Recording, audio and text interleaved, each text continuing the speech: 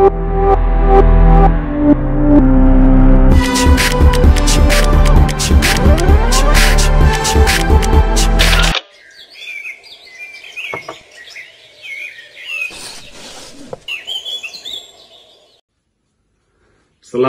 memperingati Hari Kemerdekaan Papua ke-62, 1 Desember 1961, 1 Desember 2023. Assalamualaikum warahmatullahi wabarakatuh. Waalaikumsalam warahmatullahi wabarakatuh.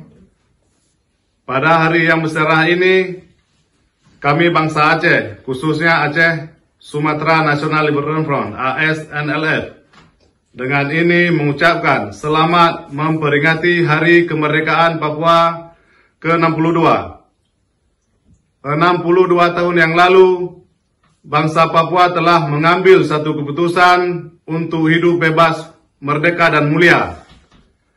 Kami bangsa Aceh beserta diaspora yang ada di belahan dunia menjadi saksi bahwa saudara-saudara bangsa Papua masih tetap berkomitmen pada keputusan yang teguh dan juga masih tetap bertekad untuk mencapai tujuan tersebut, yaitu merdeka dari penjajahan neokolonialisme Indonesia.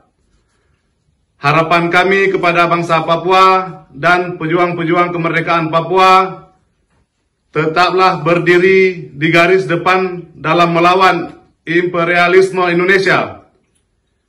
Ini dikarenakan saudara-saudara mempunyai kekuatan dan kesanggupan untuk melakukan semua itu.